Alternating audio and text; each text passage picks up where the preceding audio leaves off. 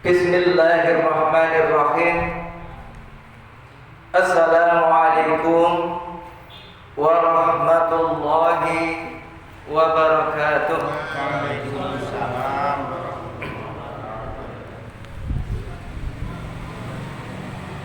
Alhamdulillah hamdan katsiran thayyiban mubarakan fih, mubarakan alaih kama yuhibbu rabbuna wa yarda. Ashhadu an la ilaha illallah wahdahu la syarika lah, wa ashhadu anna Muhammadan abduhu wa rasuluh la nabiyya ba'dah. Allahumma shalli wa sallim wa barik ala Muhammad wa ala alihi wa ashabihi wa man tabi'ahum bi ihsan ila yaumiddin, amma ba'd. Qala Allah Ta'ala fi kitabil karim, a'udzu billahi minasy syaithanir rajim. Ya ayyuhalladzina amanu taqullaha haqqa tuqatih wa la tamutunna illa wa antum muslimun. Yang kita hormati bersama Ketua Pimpinan Daerah Muhammadiyah Kabupaten Kediri, Ustadz Ikhwan Nur Hadi Hafidhullah. Juga yang kami hormati Bapak Pimpinan Cabang Muhammadiyah Ngadilwih beserta jajarannya.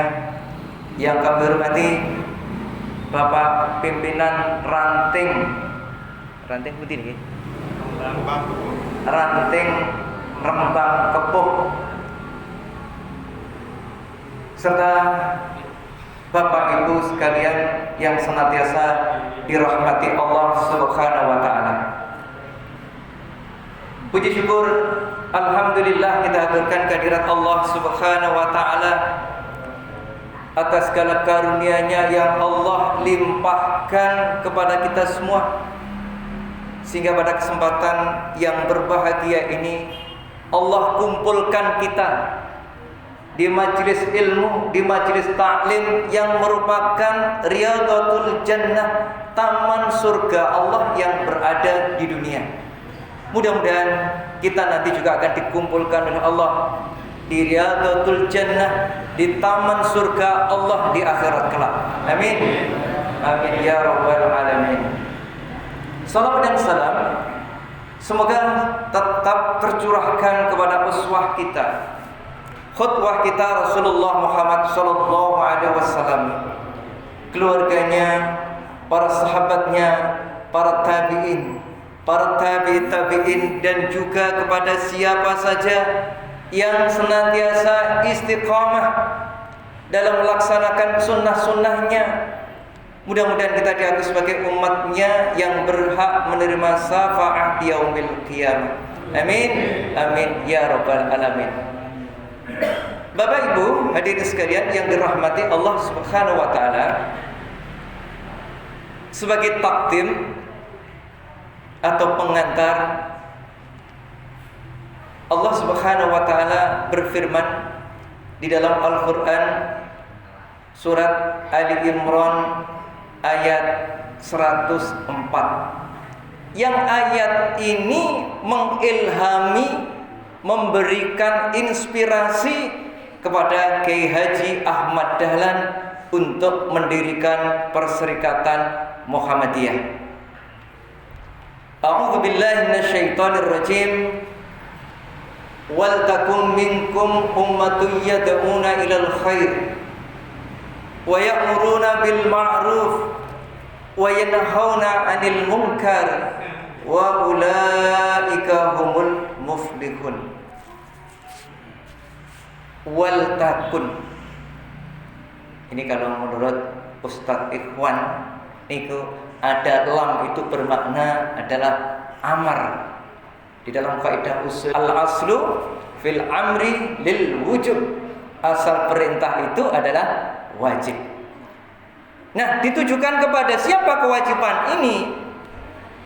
Minkum, yakni di sebagian kamu.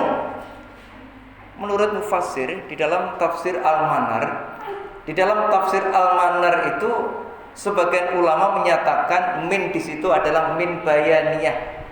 Artinya penjelas. Sehingga ketika ini ditakdirkan min bayaniyah, maka kewajiban amar ma'ruf nahi mungkar itu menjadi kewajiban umat Islam semuanya. Tetapi para ulama, para mufassir ternyata banyak yang menjelaskan itu bukan min bayaniyah, tetapi adalah min ba'diyah atau min tab'id. Artinya adalah sebagian. Kita lihat dalam tafsir yang paling tingkat rendah di tafsir Jalalain, itu juga dijelaskan min ini adalah min tab'id. Kemudian di dalam tafsir Al-Qurtubi juga menjelaskan min ini min tab'id. Di dalam tafsir Fathul Qadir yang ditulis Syaukani sama dengan tab'id. Bahkan tafsir Sa'di pun juga menjelaskan tab'id. Sehingga dasar yang lebih kuat ini adalah tab'id. Artinya apa? Artinya ketika itu min itu difahami tab'id, bagi hendaklah ada sebagian umat, sebagian kelompok apapun namanya, apakah Muhammadiyah ataukah kelompok yang lain ini, yang berkewajiban untuk melaksanakan amar ma'ruf nahi mungkar. Sehingga amar ma'ruf nahi mungkar ini adalah merupakan fardul kifayah, bukan fardul ain. Ketika fardul ain, maka ketika dibebankan kepada semua umat Islam, maka bagi yang tidak memiliki ilmu akan sulit. Tetapi ketika ini dihukumi fardul kifayah, ya hanya sebagian saja kelompok tertentu, termasuk ini diambil oleh Perserikatan Muhammadiyah, ini adalah merupakan sesuatu yang bagus. Kemudian apa yang diserukan? Apabila 3 misi ini dilakukan oleh sebagian kelompok, dilaksanakan oleh sebagian kelompok ini, maka ia akan mendapatkan keberuntungan. Yakni adalah yang pertama, yad'una ilal khair, yakni menyerukan kepada khair. Apa yang dimaksud al-khair? Al-khair kalau kita lihat di referensi tafsir, al-khair itu adalah dinul Islam. Dinul Islam wa syara'ihi, yakni adalah agama Islam dan syariat-syariatnya alladzi syara'allah min ibadihi, yang telah disyariatkan Allah terhadap hamba-hambanya. Itu makna daripada yang disebut dengan khair. Jadi diperintahkan untuk menyerukan hal yang khair, yakni adalah agama Islam dan syariat-syariat yang telah Allah syariatkan kepada hamba-hambanya. Ya'muruna bil ma'ruf. Kemudian yang kedua, menyerukan yang ma'ruf. Ma'ruf itu apa? Dari kata arafa ya'rifu, maf'ulnya ma'rufun, artinya yang dikenal. Di dalam tafsir Sa'di, yang dimaksud dengan ma'ruf itu adalah ma'urifa. Ma'urifa bil syar'i wal aqli husnuhu, yakni adalah apa-apa yang dianggap baik menurut syariat dan menurut akal. Contohnya apa? Contohnya adalah misalkan saja berkata jujur, berkata benar. Semua agama itu memerintahkan yang sama. Kemudian amanah, semua agama pun juga memerintahkan sama, agar setiap penganutnya itu amanah. Kemudian larangan untuk berbohong, ya, larangan untuk berjudi, semua untuk agama menyatakan bahwa itu adalah tidak baik. Inilah yang disebut dengan ma'ruf. Artinya dikenal secara umum, secara luas, tidak terbatas hanya untuk agama Islam saja. Nah, ketika itu dilakukan, yad'una ilal khair, ya'muruna bil ma'ruf wa yanhauna 'anil munkar, kemudian melarang dari hal yang mungkar. Apa hal yang mungkar itu? Adalah hal-hal yang memang dilarang secara syarak, ya. Hal-hal yang dilarang oleh agama kita, apabila kita tinggalkan, kita jauhi, maka kelompok organisasi itulah yang nanti akan mendapatkan wa ulaika humul muflihun. Mereka akan mendapatkan keberuntungan di dunia dan di akhirat. Oleh karena itu sangat berbahagia sekali kita di Perserikatan Muhammadiyah ini, ya, mengambil peran sesuai dengan ayat ini. Ketika ada kelompok tertentu yang menyatakan berorganisasi itu adalah bid'ah, berarti belum paham betul terkait dengan tafsir dari surat Ali Imran ayat 104, yang kita ini memang diperintahkan untuk berjamaah kemudian melakukan amar ma'ruf nahi munkar. Sehingga Kiai Haji Ahmad Dahlan dengan ilham ini, diilhami dengan ayat ini, maka berdirilah Perserikatan Muhammadiyah. Tanggal pinten, Pak? Tasih hafal, Pak? 18 November tahun 1912.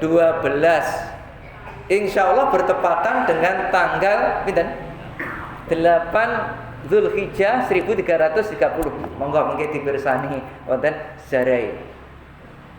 Jadi itu Kiai Haji Ahmad Dahlan yang merupakan cicit dari Rasulullah Shallallahu Alaihi Wasallam, yang tentang kehabibannya ini diakui, tidak ada pun satupun yang menolak. Beliau memberikan nama Muhammadiyah itu adalah karena menunjukkan kefakihannya, fakihnya Kiai Haji Ahmad Dahlan di dalam memberikan nama Perserikatan Muhammadiyah ini, ya, diberikan nama Muhammadiyah. Ada 3 unsur. Yang pertama adalah Muhammad, kemudian yang kedua ada ya nisbah, yang ketiga ada tak sifat. Artinya apa? Artinya Muhammad itu kalau kita cari di akar katanya, Muhammad ini adalah dari kata, yakni adalah dari kata apa? Hammada yuhammidu tahmidan. Kemudian isim maf'ulnya adalah Muhammadun. Muhammadun itu beda dengan yang hamidah. Kalau hamidah itu isim maf'ulnya Mahmud, artinya yang terpuji. Tetapi kalau Muhammad ini adalah balaghah, mubalaghah, sangat terpuji. Sehingga amalan-amalan kebaikan dalam dimensi horizontal, berbuat baik terhadap tetangga, menyantuni fakir miskin, juga dalam hubungan komunikasinya dengan Allah, ini bagus, sholatnya bagus. Nah, ini masuk pada yang disebut Mahmud. Tetapi kalau itu semua, sifat-sifat itu semua terkumpul jadi satu, maka disebutlah Muhammad. Jadi Muhammad itu adalah merupakan penyangatan. Nah, Kiai Haji Ahmad Dahlan berharap ketika warga perserikatan ini sudah masuk menjadi anggota perserikatan, diharapkan karakter-karakter yang ada pada Muhammad ini dilaksanakan oleh warga perserikatan. Jadi tidak ada yang namanya warga perserikatan itu adalah tidak amanah, tidak jujur. Tidak ada. Karena Rasulullah SAW dan para Rasul pun di antara sifat-sifatnya, ya, adalah sidik, amanah, tabligh, fatonah. Sehingga ini menjadi komitmen kita bersama sebagai warga perserikatan. Karakter-karakter yang ada pada Nabi ini harus betul-betul kita amalkan. Ini mudah-mudahan Kita termasuk kelompok yang nanti akan diselamatkan oleh Allah melalui pergerakan Perserikatan Muhammadiyah ini. Amin. Bapak Ibu hadirin sekalian yang dirahmati Allah Subhanahu wa taala. Ini mukadimah. Kita masuk pada kajian pada sore hari ini. Kita akan mengkaji berkait dengan tuntunan Ramadan sebagaimana yang diajarkan di dalam Tarjih Muhammadiyah, dan kemudian juga As-Sunanul Mahjurah fi Ramadan, sunnah-sunnah Ramadan yang seringkali diabaikan, seringkali ditinggalkan. Seharusnya ini sunnah yang harus dilakukan, tetapi ini diabaikan, ditinggalkan. Hadirin sekalian yang dirahmati Allah Subhanahu wa taala. Allah Subhanahu wa taala berfirman di dalam surat Al-Baqarah ayat 183 hingga 185, yang ayat ini menjadi dasar pensyariatan puasa Ramadan. Allah berfirman, a'udzubillahi minasyaitonirrajim. Ya ayyuhalladzina amanu kutiba alaikumusiyam kama kutiba alal ladzina min qablikum la'allakum tattaqun.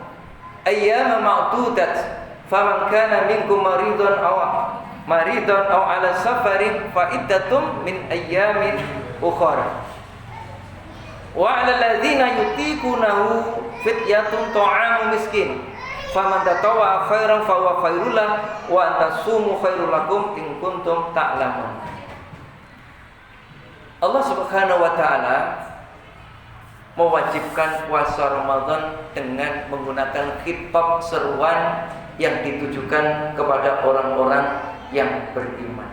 Artinya orang-orang di luar itu tidak mendapatkan seruan. Makanya wajar ketika diperintahkan puasa Ramadan, ada sebagian juga yang tidak merasa iman.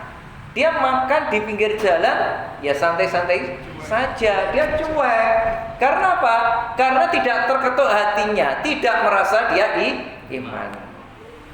Nah, apa yang Allah perintahkan? Kutiba alaikumusiyam kama kutiba alal ladzina min qablikum.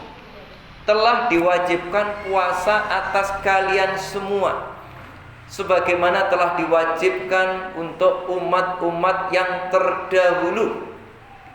Nah, kalau kita lihat asbabun nuzulnya terkait dengan ini adalah berkaitan dengan kewajiban puasa umat terdahulu, yakni ahlul kitab. Ahlul kitab itu dulu diwajibkan untuk melaksanakan puasa Yaumul Asyura wa Yaumul Bid. Puasa Asyura tanggal pinten? 10 Muharram. Nah, 10 Muharram kalau orang Jawa menyebut bulan Syura. Kemudian juga diwajibkan umat terdahulu untuk puasa Yaumil Bid, puasa hari putih, tanggal 13, 14, 15 setiap bulan. Ternyata dalam periode Islam, di awal-awal Islam, sebelum turun ayat Al-Baqarah 183 ini, juga bagi umat Islam dulu juga wajib.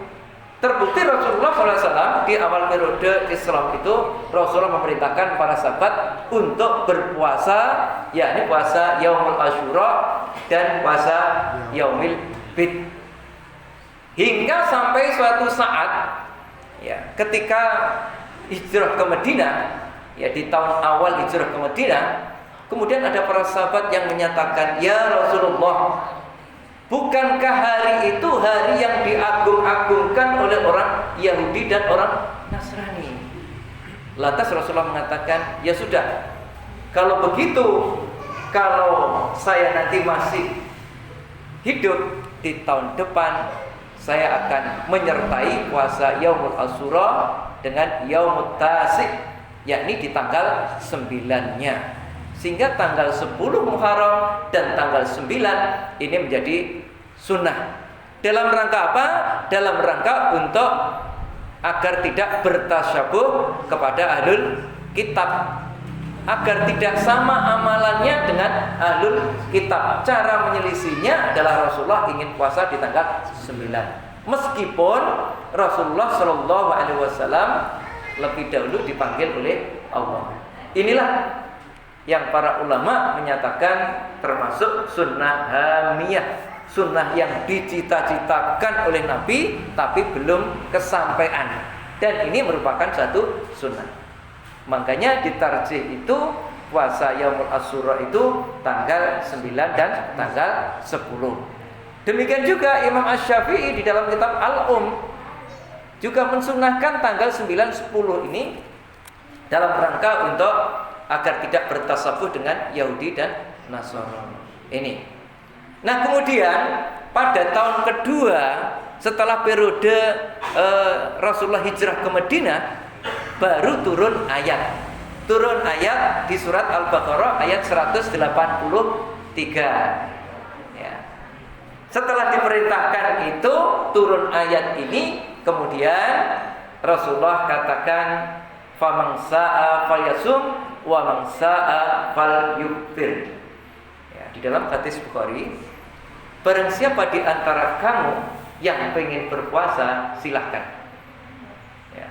Bagi siapa yang tidak berpuasa juga dipersilahkan. Sehingga kedudukannya setelah ada kewajiban di dalam surat Al-Baqarah ayat 183 tentang kewajiban puasa Ramadan, kedudukan puasa Yaumul Asyura dan Yaumul Bid ini adalah menjadi sunnah yang muakkad karena Rasulullah masih melaksanakan, meskipun tidak memerintahkan dengan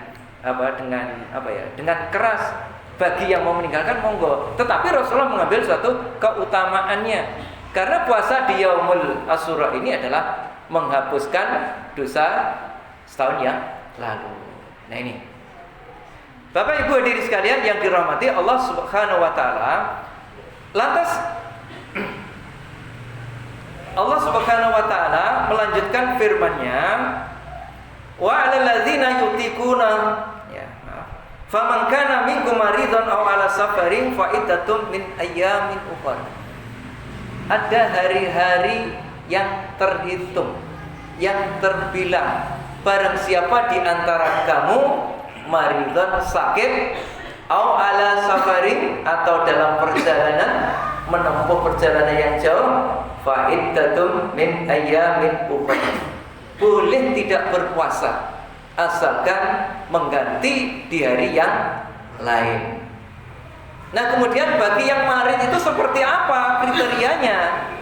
Yang marid ini yang memang sakit betul. Ya, sakit betul.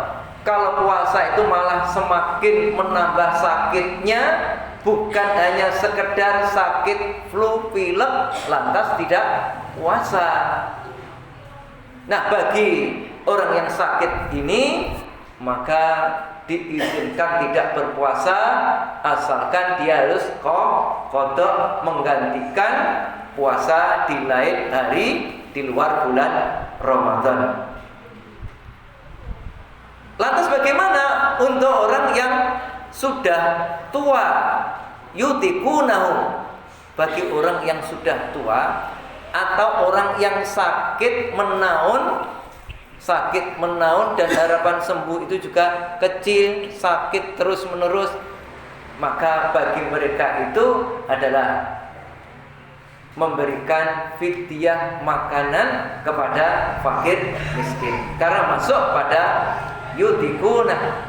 Jadi orang-orang yang seperti itu maka dia itu cukup fidyah, tidak perlu mengqadha. Demikian di dalam satu tarjih dijelaskan, buat orang-orang yang memang sepuh, yang enggak kuat, maka dia wajib fidyah, tidak perlu qadha. Enggak kuat kok kon qadha. Sebagaimana yang dilakukan oleh Ibnu Abbas. Ibnu Abbas di usia rentanya beliau tidak berpuasa. Ya. Kemudian lantas Ibnu Abbas mengundang orang-orang miskin sejumlah 30 orang miskin, kemudian lantas dijamu, diberikan makanan dengan lauk pauknya, kemudian diberikan khubza, roti, diberikan laban, susu untuk menjamu mereka. Barangkali ini lebih simpel, lebih praktis kita mengundang orang-orang miskin. Kriterianya adalah orang miskin, tidak boleh orang kaya yang diundang. Berapa jumlahnya? Sejumlah puasa yang ditinggalkan. Kalau yang ditinggalkan 29, maka wajib dia itu fidyah. Berapa ukurannya? Ukuran kalau beras, ya di tarjih itu dijelaskan 6 on, minimal 6 on. Tapi ya ditambah dengan lauknya. Ya, nah lebih bagus kalau sebagaimana yang dilakukan oleh Ibnu Abbas. Kita undang saja, kita buatkan makanan, ya, kita jamu, ya. Ini lebih gampang. Jumlah 30 orang 29 atau lebih dari itu maka lebih bagus. Ini cara yang simpel. Bapak Ibu hadirin sekalian yang dirahmati Allah Subhanahu wa taala. Kemudian au ala safarin fa'iddatun min ayyamin ukhra, demikian juga bagi orang-orang yang melakukan safar atau perjalanan.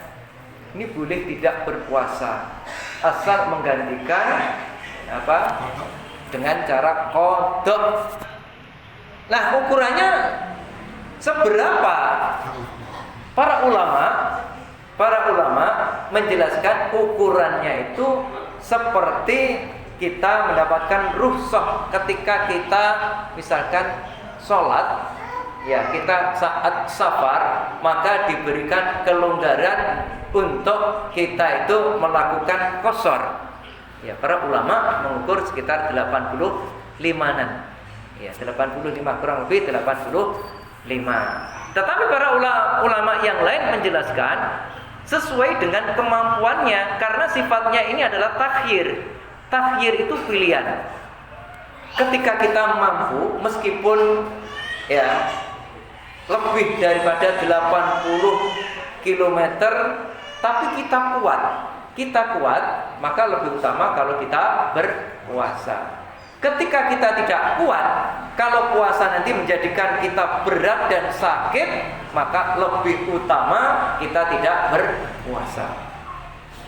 Rasulullah SAW bersama para sahabat di dalam hadis Muslim, Rasulullah itu pernah melakukan safar jalan kaki hingga para sahabat ini kelelahan, kehausan, akhirnya hingga ditandu. Para sahabat yang lain menandunya. Ketika Rasulullah tahu dari belakang ada orang yang ditandu karena sudah tidak kuat lagi, kemudian memaksakan diri, lantas Rasulullah mengatakan, "Aso, kamu telah bermaksiat kepada Allah. Kamu telah bermaksiat kepada Allah." Kenapa dikatakan bermaksiat? Ternyata dalam kondisi yang sudah lemah, tidak kuat, bahkan sakit, tetap ngengkel untuk berpuasa. Inilah yang dikatakan Rasulullah, kamu telah menentang Allah, kamu telah berbuat maksiat kepada Allah. Nah ini, sehingga bagi orang yang tidak kuat lebih utama bagaimana? Tidak berpuasa. Bagi yang kuat lebih utama puasa. Ini nanti bisa dilihat di dalam tuntunan Ramadan. Nah, kemudian bagaimana untuk ibu hamil? Ya, ibu hamil yang khawatir terhadap kandungannya atau ibu yang menyusui yang khawatir akan mengganggu perkembangan bayinya. Maka di tarjih ya dijelaskan, maka hendaklah dia cukup memberikan fidyah, memberikan makan kepada miskin sejumlah hari yang ditinggalkan tanpa qada. Inilah yang menjadi pilihan dari sahabat Nabi seperti Ibu Aisyah, kemudian Ikrimah dan Ibnu Abbas. Memang ada yang berpendapat, misalkan Imam Asy-Syafi'i di dalam berpendapat di samping fidyah ya qada. Tetapi di dalam tarjih dijelaskan bahwa cukup hanya memberikan fidyah, laisa biqada, tidak perlu mengqada. Karena ini menjadi pilihan dari pendapat para sahabat Nabi berkaitan dengan ibu hamil yang khawatir terhadap kandungannya, juga ibu-ibu yang menyusui.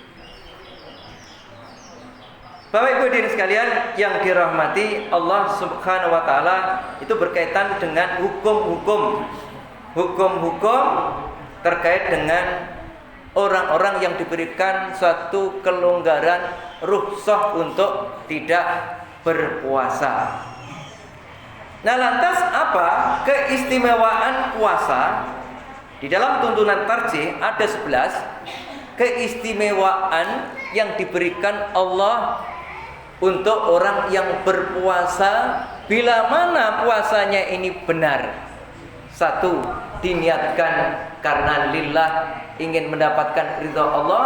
Kemudian yang kedua, dia menjaga batas-batas yang sudah Allah Subhanahu wa taala dan Rasulnya syariatkan tentang batal tidaknya puasa atau hal-hal yang bisa mengurangi puasa. Kalau itu dijaga hukum-hukumnya, maka dia akan mendapatkan keutamaan. Tetapi manakala tidak dijaga, maka dia tidak akan mendapatkan keutamaan tersebut. Ternyata tidak semua orang yang shaim, yang berpuasa itu mendapatkan keutamaan. Makanya Rasulullah SAW di dalam hadis sahih yang diriwayatkan oleh An-Nasa'i di dalam kitab sahihnya, Rasulullah bersabda, "Rubba shaimin laisa lahu min siyamihi ilal ju' wal atas, wa rubba qaimin laisa lahu min qiyamihi ilal syahr." Berapa banyak orang yang berpuasa yang tidak mendapatkan apa-apa kecuali dia mendapatkan lapar dan dahaga. Jadi puasanya itu ya tidak dapat apa-apa karena tidak menjaga betul hanya puasa secara fisik. Nah, sesungguhnya tidak hanya jasmani, tapi rohaninya pun juga harus puasa.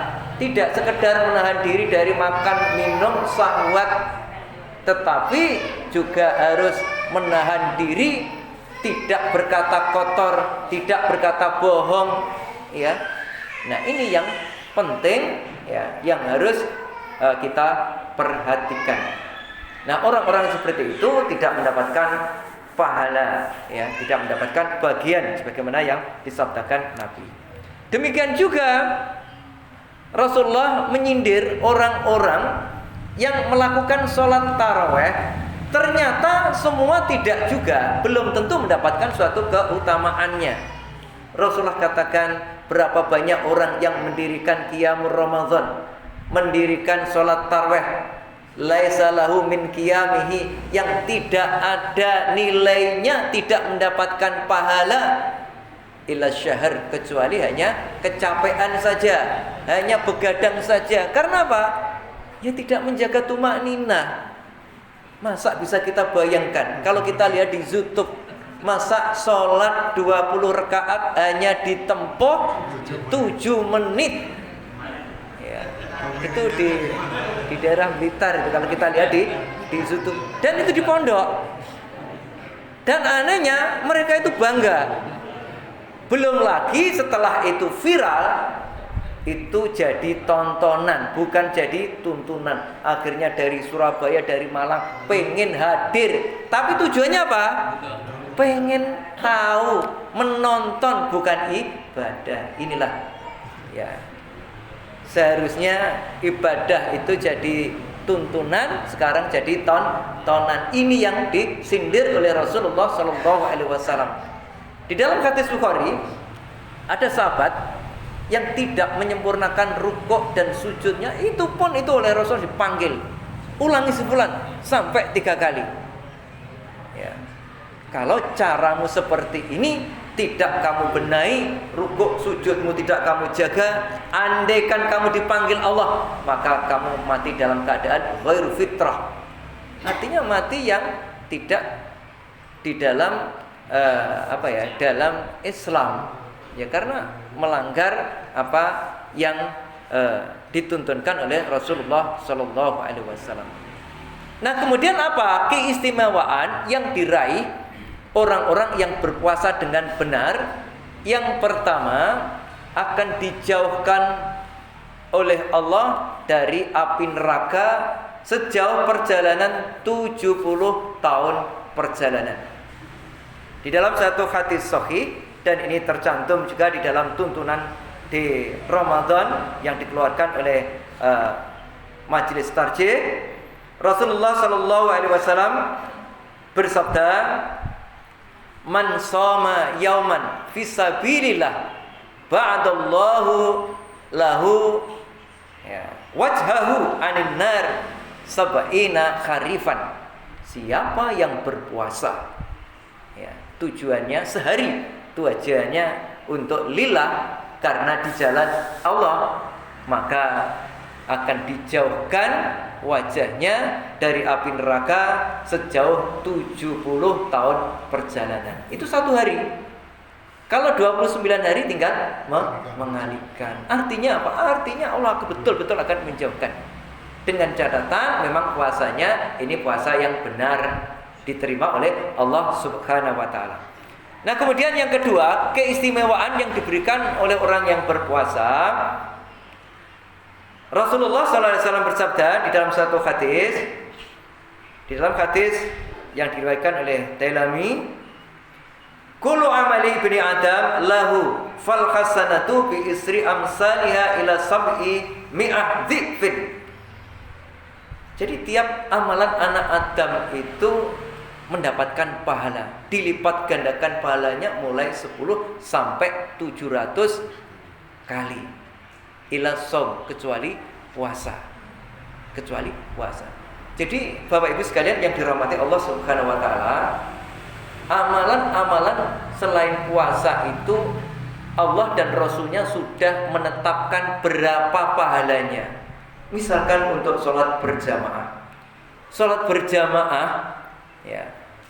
berjamaah pahalanya adalah 27 derajat, di hadis lain 25 derajat.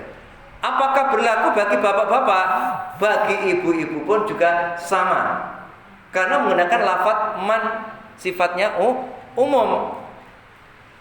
Makanya di dalam tarjih, ya, di dalam Suara Muhammadiyah itu dimuat kupas tuntas 7 hadis tentang kelemahan hadis bahwa perempuan sholat di rumah lebih utama daripada di masjid. Ternyata dikaji oleh tarjih di pusat, ternyata hadisnya lemah. Kemudian ada 18 dalil sahih dari Al-Quran dan Sunnah yang menjelaskan bahwa lebih utama perempuan sholat di masjid apabila menjaga beberapa persyaratan. Yang pertama, aman dari orang-orang yang mungkin mengganggu. Ya, zaman Nabi mungkin juga ada gangguan. Ketika aman, maka ini kita bisa melaksanakan sholat berjamaah di masjid. Yang kedua, menutup aurat. Yang ketiga, mendapatkan izin dari suami, dan suami harus mengizinkan. Ini. Yang keempat, ada tempat tersendiri. Saya kira di masjid juga ada tempat tersendiri. Yang kelima, tidak menggunakan wangi-wangian yang berlebihan sehingga dari belakang hingga ke depan ini tembus, sehingga bapak-bapak akan mikir, oh ini bau parfum si fulana. Nah, ini yang bisa menjadikan sesuatu fitnah. Kalau itu terpenuhi, lebih utama sholat di masjid. Kenapa? Justru istri-istri Nabi yang ini jarang dibongkar. Istri Nabi, lihat di dalam kitab Bukhari dan kitab Muslim, berasal dari Ibu Aisyah dan Ummu Salamah. Ternyata istri-istri Nabi itu bersama para wanita di zaman Nabi melaksanakan sholat jamaah di masjid bersama Nabi. Ini hadisnya sahih. Kadang-kadang dikalahkan dengan hadis-hadis yang berada di bawah kitab Bukhari dan Muslim. Jadi ini istri Nabi melakukan sholat di masjid. Bahkan dijelaskan di situ, para wanita ketika selesai salam, para wanita langsung mereka keluar. Dan para bapak-bapak bersama Rasul menunggu hingga bubarnya para ibu-ibu untuk zikir dan berdoa. Hadisnya sahih. Tetapi kan jarang untuk dimunculkan. Yang sering dimunculkan adalah ibu-ibu kalau sholat di masjid itu nanti akan muncul fitnah. Ketika ke masjid dikatakan fitnah, giliran kerja, ke pasar, ke mall, kemana-mana itu sah-sah, nggak apa-apa itu. Tapi giliran ke masjid itu fitnah. Nah ini yang jadi pertanyaan besar. Ada apa? Apakah memang ibu-ibu dan anak itu dijauhkan dari masjid? Itu proyeknya siapa? Kan begitu pertanyaannya. Di dalam hadis Tirmidzi sahih, ibu-ibu pernah matur kepada Nabi, "Ya Rasulullah, saat ini adalah musim hujan. Jalan-jalan itu becek. Bagaimana ya Rasulullah?" Jawab Rasulullah, "Apakah tidak ada jalan yang lain?" Bukan mengatakan jangan kamu sholat di situ. Apakah ada jalan yang lain? Dan ini memang bisa difahami. Ketika masa Nabi itu kan yang jelas tanahnya kan ya tanah pasir, lumpur, sehingga ketika hujan luar biasa akan terganggu. Nah memang ketika hujan itu ada rukhsah untuk sholat di rumah. Tetapi Nabi mengatakan pada ibu tadi adalah apakah nggak ada jalan yang lain? Itu isyaratnya apa? Isyaratnya kalau memungkinkan silakan. Zaman Nabi itu yang namanya ibu bawa gendong bayi itu biasa. Waktu rukuk diletakkan sampai nangis. Lantas di dalam hadis sahih Rasulullah itu pengen membaca panjang. Tiba-tiba ada si anak yang nangis, kemudian langsung dipendekkan. Saya khawatir jangan-jangan ibu-ibu nanti bingung, kasihan, akhirnya pendek. Artinya apa? Artinya ada. Jadi sudah ada. Ya. Ketika kita dihadapkan pada hadis-hadis di Ahmad, hadis di Nasa'i yang dikatakan ini unggul, lebih utama adalah di rumah, kemudian lebih utama lagi di hujrah, di kamar.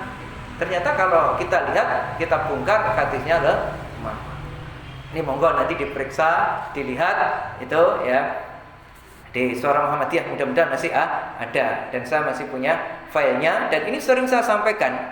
Karena yang berhak memakmurkan masjid itu bukan hanya bapak-bapak toh, ibu-ibu juga.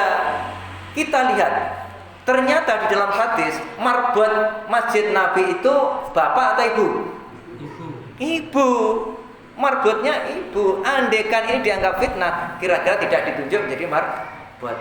Hingga Rasulullah SAW suatu ketika pas marbotnya ibu-ibu ini meninggal, tanpa sepengetahuan Rasulullah, ketika dimakamkan, lantas Rasulullah tanya, tadi si fulanah atau marbot masjid ini kemana kok tidak ada? Kemudian para sahabat menyampaikan, ya Rasulullah sudah meninggal. Akhirnya Rasulullah datang ke kuburannya untuk dia mensolatkan. Jadi jangan sampai dikatakan, kita gampang mengatakan fitnah. Ibu kalau keluar ya ke masjid dikatakan fitnah, giliran ke pasar setiap hari kerja ini adalah tidak fitnah. Ya, ini kan nggak logis, nggak masuk akal. Ini. Nah, itu sudah ditentukan pahalanya. Ditentukan pahalanya juga terkait dengan sholat. Misalkan panjenengan melakukan sholat atau datang ke sini saja. Panjenengan datang ke sini niatnya khairan, mencari kebagusan, itu dapat pahala haji. Itu juga sudah ditentukan. Rasulullah bersabda, "Man ghada ilal masjid," barang siapa yang datang ke masjid, la yuridu ila yata'allama khairan, kecuali ingin dia itu belajar ilmu kebaikan atau menghadiri majelis ilmu, au yu'allimahu, atau mengajarkan, kana lahu ka ajri tamin hajjati, maka ia akan mendapatkan pahala haji secara sempurna. Jadi kalau jenengan ikhlas datang ke sini haji, dapat pahala haji. Itu sudah ditentukan. Tetapi puasa ini kata Allah, wali wa ana ajzi, puasa itu untukku dan saya yang akan memberikan balasan dengan balasan yang tanpa batas. Sehingga ini pahala untuk orang yang berpuasa itu begitu hebat. Yang ketiga, orang yang berpuasa atas dasar iman dan mengharapkan ridha Allah, diampuni dosa-dosa yang lalu. Man shoma ramadhana imanan wa ihtisaban ghufira lahu ma taqaddama min dhanbi.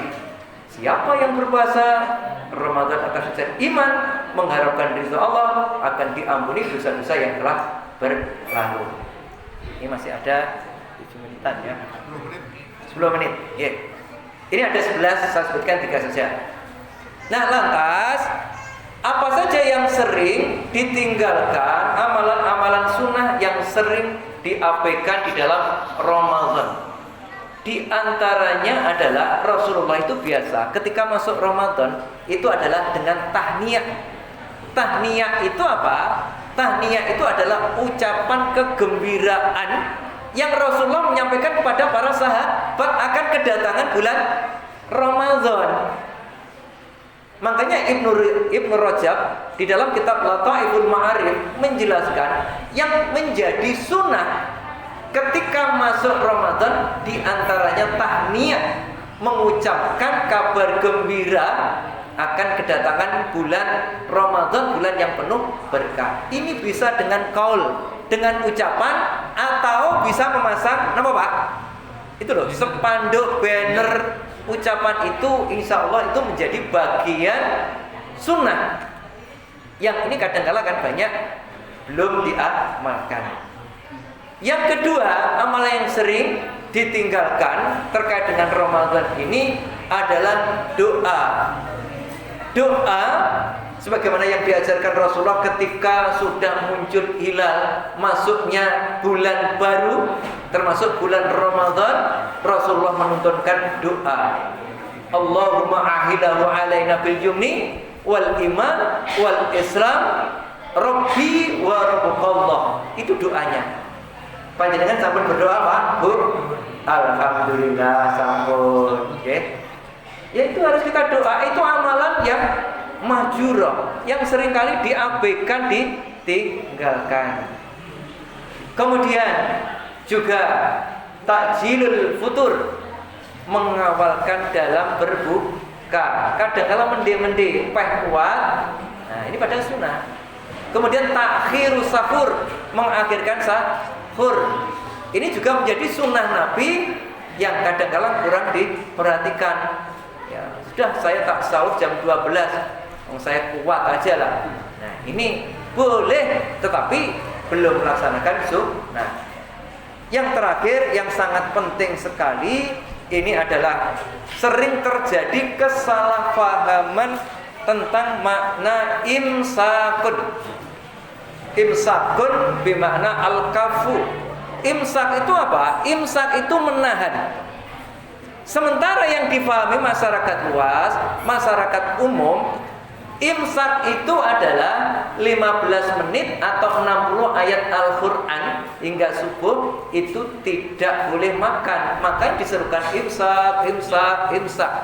Kalau seperti itu yang dimaksud, tidak tepat. Imsak itu yang betul itu adalah ketika datang fajar shadiq atau subuh. Dengan demikian seruan imsak yang dilakukan oleh sebagian orang berarti masih boleh makan. Itu namanya adalah tambihun. Tambihun itu ya peringatan Mohon yang belum sahur, monggo untuk segera diselesaikan sahurnya, karena sebentar lagi akan waktu sudah menunjukkan subuh. Dan ini seringkali disalahpahami. Ya.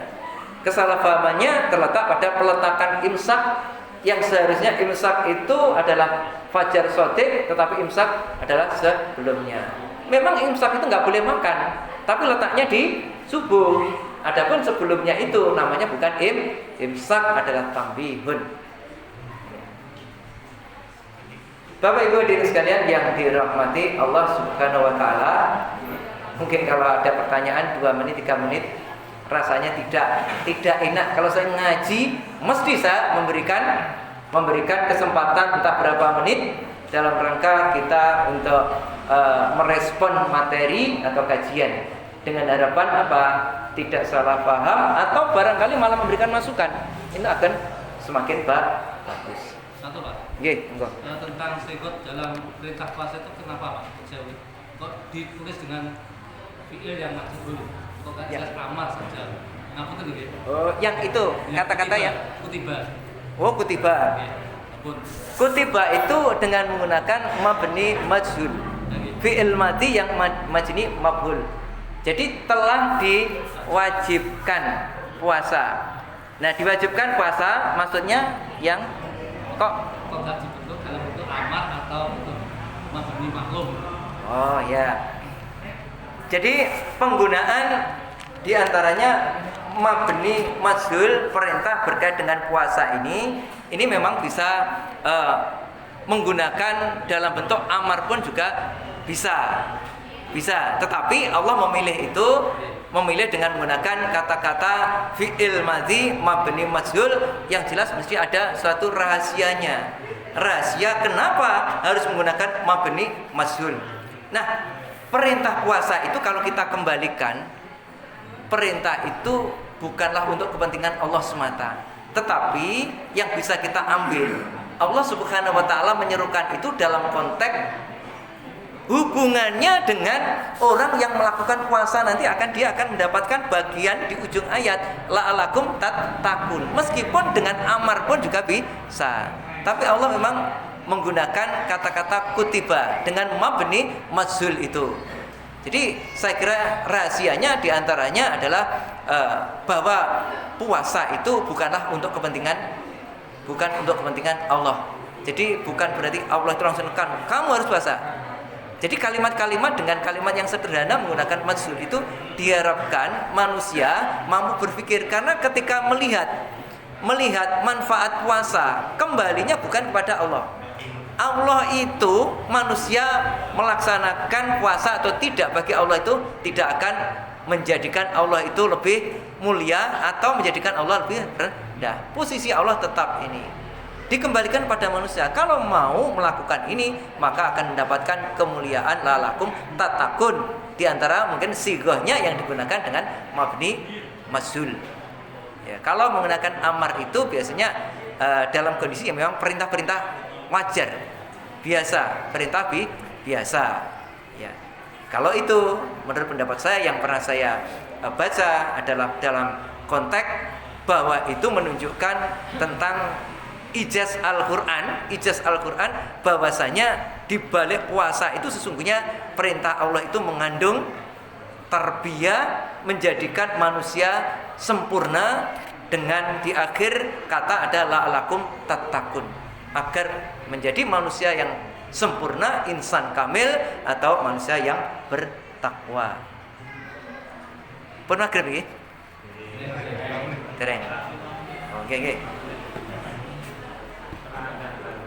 Jadi itu Bapak Ibu hadirin sekalian yang dirahmati Allah, hal-hal yang dalam kehidupan kita kadangkala ini amalan sunnah, tetapi itu sering diabaikan. Para ulama menyebut ini adalah sunnah al-mahjurah, sunnah yang diterlantarkan, sunnah yang tidak diamalkan. Padahal mengamalkan sunnah itu adalah merupakan keniscayaan. Ketika kita melakukan sunnah, melaksanakan sunnah, ya berarti kita itu ya akan dicintai oleh Allah Subhanahu wa taala dan Allah akan ampuni dosa-dosa kita. Nah, Allah berfirman di dalam Al-Qur'an, "Qul in kuntum tuhibbunallah fattabi'uni yuhibbukumullah wa yaghfir lakum dzunubakum." Kalau kalian benar-benar cinta kepada Allah, ya fattabi'uni, maka ikuti, jadikan aku sebagai teladanmu. Ya, yuhibbukumullah, niscaya Allah akan mengampuni dosa-dosamu, wa yaghfir lakum dzunubakum, dan Allah akan mencintai kamu dan Allah akan mengampuni dosa-dosa kamu. Saya kira ini Bapak Ibu hadirin sekalian yang dirahmati Allah, sudah azan. Nasrun minallah wa fathun qarib wa basyiril mu'minin. Subhanakallahumma wa bihamdika asyhadu an la ilaha illa anta astaghfiruka wa atubu ilaik. Walhamdulillahirabbil alamin. Assalamualaikum warahmatullahi wabarakatuh.